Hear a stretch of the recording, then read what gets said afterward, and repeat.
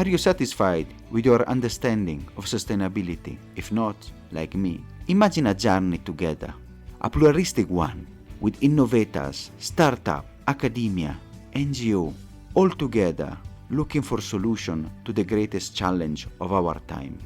I'm Samuele Tini, and this is the Sustainability Journey. Welcome to another episode, and today I'm pleased to be in what I call my home country in Kenya. We are here discussing the important role of innovation and finance with the CEO of the Kenya Climate Venture, Victor Ndiege. I'm really excited to be here because it's really such an important topic, innovation, financing. Before going there, of course, I'm sure the people are a bit curious to hear about your background. What is your journey? How you have become, a change maker in this area? Thanks a lot, Samuel. I think my journey to where I am today and what I do today started over 15 years ago. Having graduated as an agricultural economist, I began to work with a local community-based organization that was, supporting smallholder farmers to be able to produce better and also document applicable farming practices and communicate this to the world. That is how I began. And over the years, I worked in several sectors. I continued with agriculture, got involved in forestry and natural resource management. That was also the period when the new Forest Act in Kenya that recognized the involvement of forest adjoining communities to be able to participate in sustainable utilization and protection of forests and conservation. So I got involved in that, worked with a number of social enterprises, so still driving on the quest to be able to understand the convergence of social and economic support and participation within communities, how that can drive sustainable community development and growth. So then having worked in the NGO world for some time, I chose to make a shift. I joined private sector, moved to work with KPMG East Africa here in Nairobi. At that time, there was a lot of development projects which were being supported by DFIs. Even the big firms like KPMG were interested on the outlook of socio-economic support for communities and how they can work together with the development institutions to be able to drive the impact agenda, mostly for rural markets. So I joined the International Advisory Services Department of KPMG East Africa. And yes, began now to look beyond Kenya. So manage the projects which were looking at the entire Africa, resilience projects in water management, agribusiness, renewable energy technologies that were being implemented by private sector, mostly very early stage and at startup phases. Looked at certain projects working on flood controls and flood management in Southeast Asia. So it's been very interesting. And then now, after a number of years working with KPMG, I transitioned to join Africa Enterprise Challenge Fund, now to directly look at portfolio enterprises which are creating change, change makers in various rural, peri-urban markets in Africa. So at one point, I remember we were looking at 19 countries in sub-Saharan Africa. And it was very interesting learning from the happenings in the South, in East Africa, West Africa, and also looking at the fragile markets post-conflict. So looking at areas like Somalia, looking at how private sector can thrive in such transitioning markets. So very interesting. And then the last one is during COVID, I joined Kenya Climate Ventures, still drive the same agenda, but in a different institution. Very interesting and very diverse journey from the NGO, the social world, which I'm sure you are bringing, of course, that perspective into the private sector and how to unlock and have impact even to a larger scale. And I wanted to ask a question like linked to your experience, and you say the enterprises, the funds, how we can foster innovation in emerging economies. Which are your lessons learned from all your journey? Innovations are very important in ensuring that there is very responsive and context-driven development, from the sense of the kind of socioeconomic support and the kind of socioeconomic impacts that emerge out of innovations. Innovations are very important for the market because, innovations are basically new products, new solutions, new ways of trying to do new things. And some of it is also very much embedded on older solutions. It's actually an improvement from whichever aspect, an improvement for the markets, an improvement for the communities, an improvement for the public sector, an improvement for the private sector. But then over the years, there have been certain challenges. As you are aware, whenever there is an innovation, there is usually three perspectives. One is the resources required to be able to drive that innovation to create impact and continue to create long-lasting impact. The other bit is the expertise that is involved to drive the innovation. In most cases, when these ideas come through, they come through, either people who are already involved in entrepreneurship or people who are just involved in development. And so there is need to look at what kind of expertise can be able to drive the kind of innovation that comes to the market so that it has proper, appropriate, and sustainable impact. Then the third item about it is, how does the market receive innovation? How do the people benefit? How does it become an household product or an household solution that creates, better livelihood? So those three aspects have been very critical in my experience about innovations and trying to foster innovation in markets that are very diverse.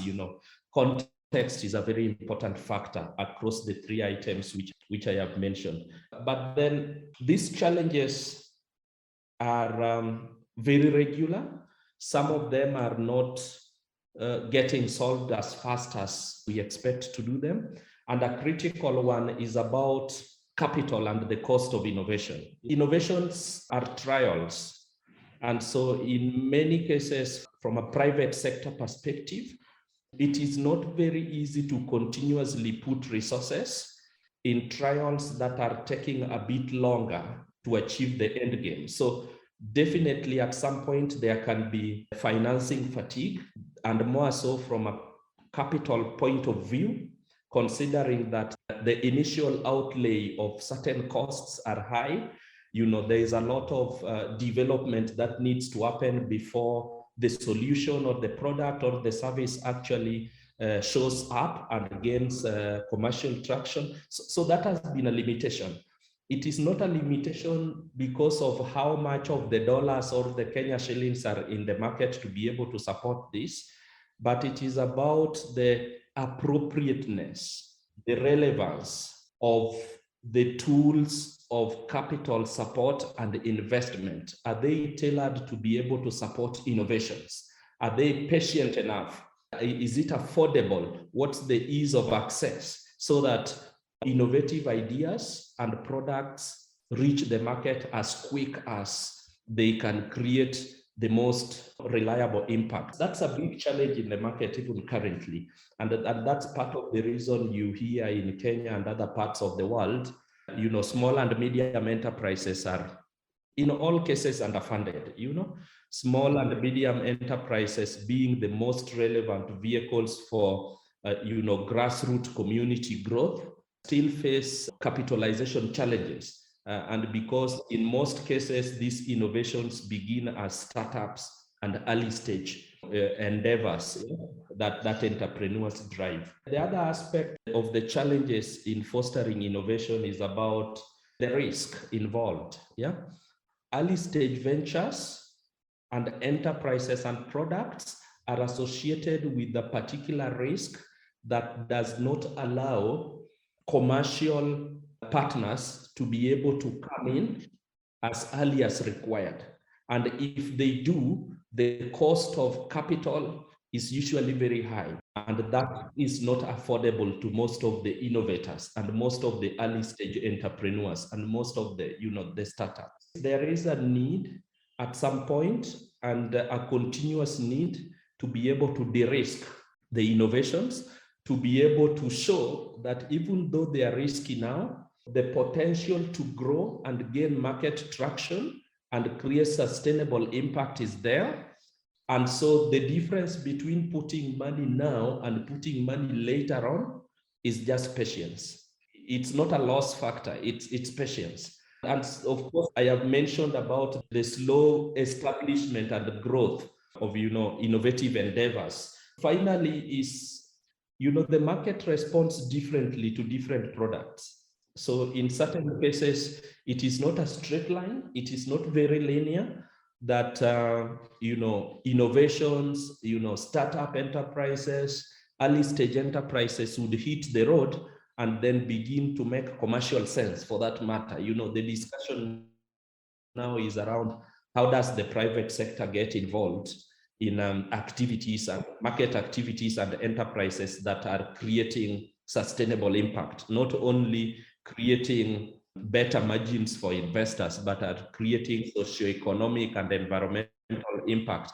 And one of the critical things is that failure is a no-go zone. What it means to several investors is that you are going to lose your money, you are not going to get your returns, and when you don't get your returns, you are not going to continue being in this business as an investor, as a lender or something. So it's very important to define investment vehicles. It's very important to define investment mechanisms, including the tools and the appropriateness of those tools to be able to address failure. To be able to address failure, it is not only about capital. So it's also about the incremental strengthening of capacities of innovators and the enterprises involved to be able to respond to market challenges other than availability of money. So, bring expertise on board, be able to brand properly, be able to sell the product properly, be able to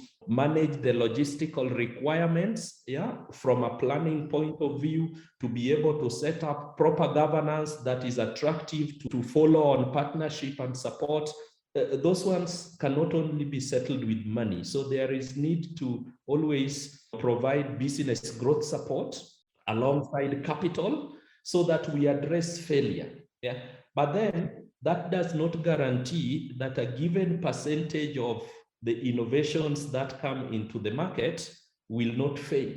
So the greatest part of it is the failure to restart. When you have faced challenges, you have not been able to achieve the most desired growth path. You as an enterprise or as an innovator, as an entrepreneur, you have failed, but you only don't succeed when you have failed to restart.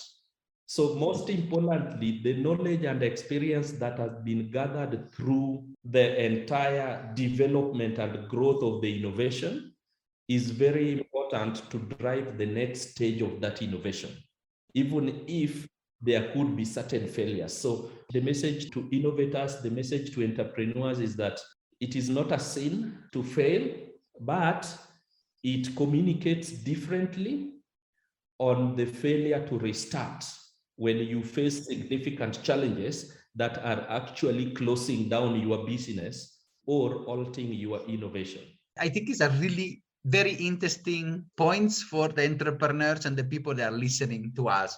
So you have discussed about the need for funding, the capacity building, and also the acknowledgement that the failure. So and now I want to ask, who can act as a catalyzer, somebody that can help entrepreneurs? And here comes Kenya Climate Ventures. Can you explain a bit about your role and the work that you are doing in fostering innovation in critical area in Kenya? Let me give you a bit of background. When we were growing up in the villages in Rusinga, where I come from, there was a sense of community responsibility. And we grew up knowing that the same way you respect your immediate family and the same way you interact with your immediate family, is the same way you are expected to interact with the community at large. So nurturing one as a child is also a responsibility beyond, just the nuclear family. It is a responsibility of the extended family, and it is also a responsibility of the community. And that is the same way innovations are nurtured. The entrepreneur and the enterprise are just the very first immediate actors. The other actors are actually supposed to provide additional support in terms of now capital. The other actors are supposed to provide a conducive environment, the public sector to provide a conducive environment for these innovations to thrive. And the other actors are actually, consumers, customers who actually now test the market and say, this is an appropriate solution. We want to continue consuming. And within this supply and value chain, there are also benefits created. So you will find suppliers of different components that are required by the innovators and enterprises. You'll find people who are also getting certain business opportunities. That is the ecosystem. And in such an ecosystem in Kenya, for instance, there is Kenya Climate Ventures. Having been in the market for the last 5.5 years, has managed to drive its vision to an extent that year in, year out, early stage and growth stage entrepreneurs and enterprises have been able to benefit from the services that increase chances of communities and markets to be able to be resilient to effects of climate change. We are, in a sense, accelerating access to climate smart solutions in the market, but then we are doing this through private sector, through early and growth stage enterprises who are year in, year out benefiting from capital and business growth support, very tailored, customized business growth support, which increase their chances of success. So at Kenya Climate Ventures, our key principle and belief is that commercial success of an enterprise will enable and foster sustainable, transformative impact in communities and other target markets. So when we intervene with the commercial support, when we intervene with patient capital, when we intervene with the appropriate investment tools, affordable convertible debt, and equity for certain enterprises, then we are able to be part and parcel of these businesses and support them to grow.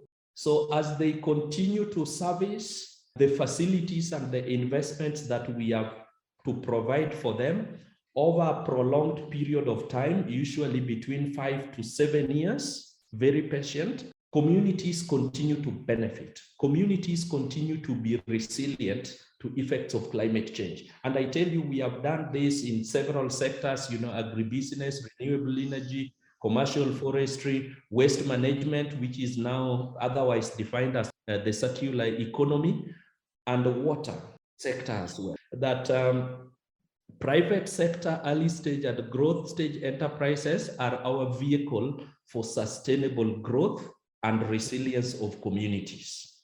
Wonderful, Victor. It's very, very interesting. And I'm sure also my curiosity now is to see how this vehicle has worked and how you have achieved and some of the impact story that you can discuss with us.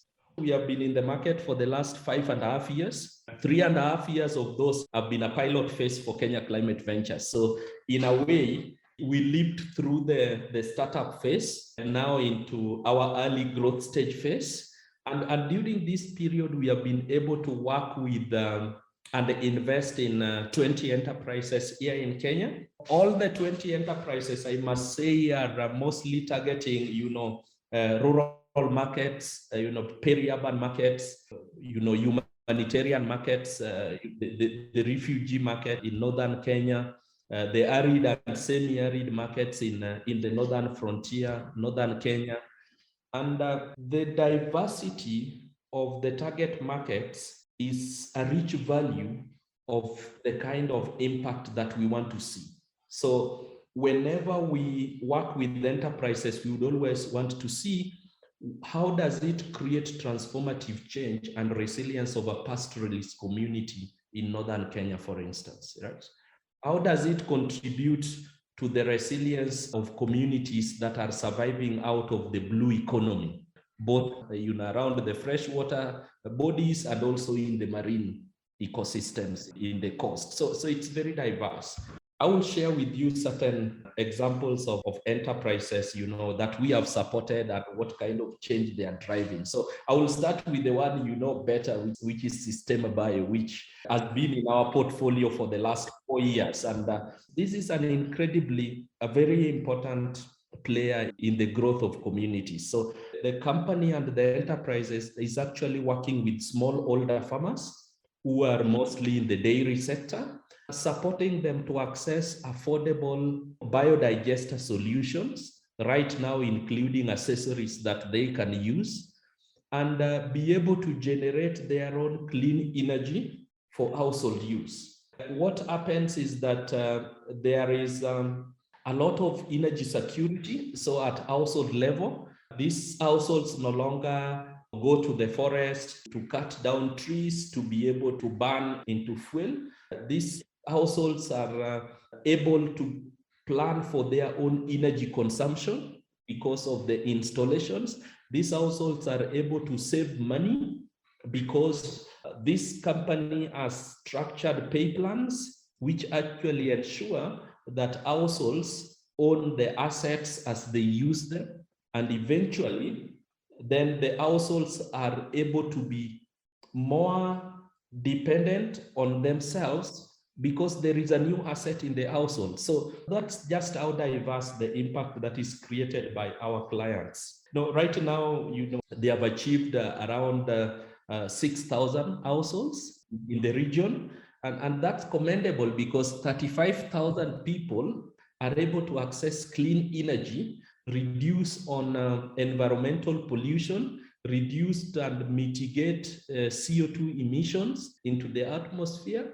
In overall sense, we are looking at a resilient household, an household which is energy secure. So that is Systema Bio. We have not been investing alone. So whenever we invest, other investors also put in money. But we have to categorically point out that the involvement of KCV is more of a de-risking factor as opposed to getting in there to be able to make more money. So our success is based on to what extent we have been able to de-risk the company, and so other follow-on investors can actually come in to work with the company and continue to sustain impact. So other than the energy sector, we have also been working on agriculture and agribusiness. And in our portfolio is a company, Exotic EPZ. It's actually, providing primary market for smallholder farmers in the macadamia value chain. So they buy macadamia from smallholder farmers at market-driven and reasonable prices, add value to it, and then deliver it to the export market. So Exotic EPZ is one of the leading exporters of macadamia from Kenya, having started working with us 3.5-4 years ago when they were a startup and very early stage. This company has been able to reach over 3,000 farmers within local communities of central and eastern regions of this country. Just the fact that macadamia farmers are able to access the market, they are able to get reasonable and competitive prices, they are able to earn income, continue to do their businesses, and also continue to supply the off-taker, which is Exotic EPZ, is an interesting factor. But just to add one important factor also about Exotic EPZ and Systema Bio, that both of them are actually women-led enterprises. This demystifies the fact that gender inclusion in socioeconomic investments and private sector development is a very important factor, because then we create opportunity for women to be able to drive the growth of these industries. Yeah?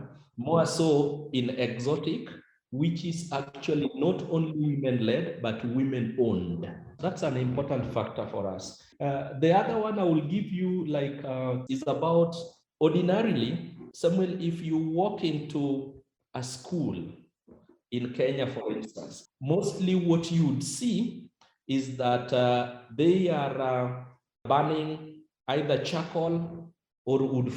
That's what you would see. And you would see that the pupils and the students' meals are prepared out of the two, and that every time you see heavy smoke, that then pollutes the environment. And so that is where we start from. And you would see that also there is a lot of high costs of acquiring charcoal and fuel wood. Think about the health of the cooks and the students.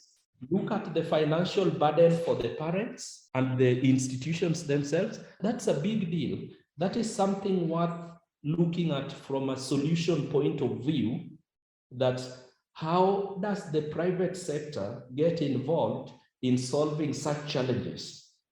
And how does KCV come in to support the private sector to be able to deliver on a solution that reduces exposure of people, students, to that kind of health risk, and also ensures that the school benefits from financial savings that they would otherwise spend on another stream? For example, buy more books, for example, build more classrooms. So 3.5, 4 years ago, we invested in a company called Acacia Innovations. Acacia Innovations identified the need to be able to recycle wastes that are generated as a result of sugarcane processing into sugar in Western Kenya.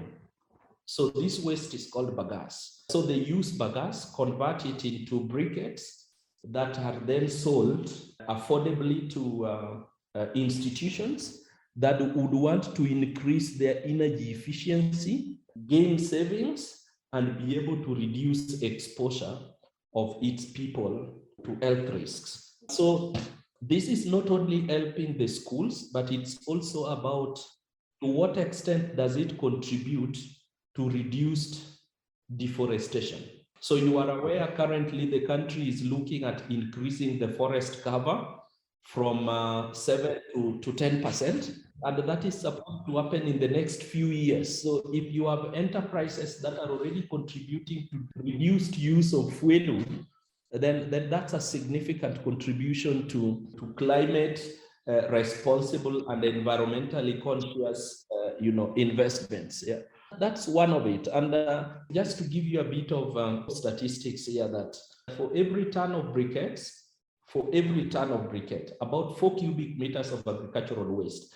So if you are building up a pile of agricultural waste, let's say in the sugar belt, then in your cycle of waste management and circular economy and circular operation, then within that value chain, there is this private sector company called Acacia Innovation that is coming in to be able to reduce your burden and cost of managing the waste, because then they will use the waste as raw materials. But that is in addition to the fact that every ton of briquette actually contributes to conservation of about 25 trees. And we understand the role of trees in carbon sequestration and reduction of pollution that would otherwise contribute to all these challenges around climate change. And in our portfolio, it is not only Acacia Innovation that does that. We have 2 other additional, private sector companies that we have supported to do this. One of it is King's Biofuels. It's generating briquettes from, coffee husks and rice husks in Murang'a County, central Kenya. There's also Vuma Biofuels. So while Acacia Innovation is working in the western side of Kenya, Vuma Biofuels is working in Migori County and Transmara to be able to offload the sugar sector wastes that and in that area. Then I would not stop without telling you about an interesting company based out of Eldoret that is supporting smallholder farmers, smallholder chili and veg to gain markets and transform chili into marketable products like paste, like powder, transform indigenous vegetables into dried and preserved for both the local and external market. This is Maize Foods Limited. For the last 2.5 years, KCV has invested in their factory improvement. KCV has invested in their outgrowers, the improvements. KCV has invested in their governance to be able to, provide sustainable markets for smallholder farmers. And noting that chili is actually drought tolerant crop, this is an improvement of market access for farmers that are in the rurals, not only rurals, but in arid and semi-arid areas as well, areas which are suitable for growing of chili and areas that are suitable for growth of indigenous vegetables. Then the final one is about northern Kenya. We began by saying that part of my career has revolved around natural resource management. And so, part of the knowledge that I had gathered during that time was actually how communities can derive benefits from nature and how KCV can work with conservation enterprises to be able to deliver value for communities. And this time we are working with Onafric Gums Limited to be able to provide markets to pastoralists who are collecting gums in northern Kenya, Wajir, Mandera, Moyale, Marsabit, so that they have a market for their gums, but not only a market for the gums, there is also an opportunity for them to explore alternative livelihoods to livestock raising. And this is a very important aspect of resilience when it comes to income resilience and the ability of communities to diversify on their sources of income and therefore be a lot more resilient to effects of climate change, more so during the time when the climate is so harsh for livestock rearing, and so they have to thin down on their stock. They have an alternative source of income, which is the gums. So for the last 2 years now, we have invested in that company to be able to drive that kind of impact and be able to demonstrate in the northern frontier that there is an alternative source of livelihood that can be relied on. So those are some of the examples I can give today, but there is a whole host of 20 diverse enterprises and value chains that we have invested. Victor, I am impressed. Some of them I know, and I think we will need also to discuss more because it's part of the everyday work I'm doing. It's wonderful, the diversity and the impacts you are having in communities in critical areas, and especially the one in the north. It's really impressive. I want to ask, what is the future? You say now you have been 5 years, and I see now your catalytic impact is really making transformation in Kenya. What is the future for you, and how you can even more and more foster innovation and investment at the grassroots level to solve this crisis? The vision of KCV remains. We still want to increase access to climate smart solutions, to markets, and to communities that deserve and require that kind of support. We will continue to work with private sector companies at their early and growth stage to be able to foster this kind of development. We are currently midway a 4-year strategy that is running up to 2023-2024. But that is not the end of KCV. So KCV is an institution. KCV is an impact venture fund that is in the market to stay. We are looking at reaching an additional 40 enterprises in the next 2 years. Our portfolio will have grown to 60 enterprises. So for early and growth stage companies that are interested in working with KCV, could just as easily go onto our website and then apply for investment. So that's just how simple it is. Go to our website, you find a portal, an application portal, click it, put your information, put your documents, we will review, and you will progressively see how we are continuing to review your investments, and thereon we communicate from time to time. We are looking at investing an additional around 20 million USD into the market, and this will go into the additional 40 enterprises that we are seeking to have in our portfolio. And more so, we are seeking to expand into the region. Not only Kenya, there will be additional investments that would actually go into other countries in East Africa. And now that we have perfected the model of climate financing for early and growth stage enterprises, we are looking at crowding in more co-financiers into this business, into this ecosystem, and be able to leverage additional capital from investors who are able to support business expansion, investors who are patient enough to see early stage and growth stage businesses grow, investors who value impact, and investors who look at commercial and financial sustainability as a stepping stone to sustainable impact, while they also recoup their returns within an appropriate tenure that allows these businesses to grow. So that's KCV going forward. Very interesting, Victor. I think that's a very interesting way forward, and I think we also have to discuss something there, because I can see the huge potential that your work is having, impacting community and everyday life, especially people at the grassroots level. Now, I want to ask you the final question after this wonderful episode. What is your final message for the people worldwide that are listening to us? My final message for the world listening is that private sector involvement in community and market resilience, especially in areas that are critically affected by climate change, is important. Enterprises that are involved in these businesses to be able to create change through commercial interventions need support and need appropriate support. So the only way to be able to create meaningful climate resilience is to be able to continuously invest in vehicles like Kenya Climate Ventures, who have demonstrated a workable mechanism on how private sector can be involved to deliver transformative climate resilience.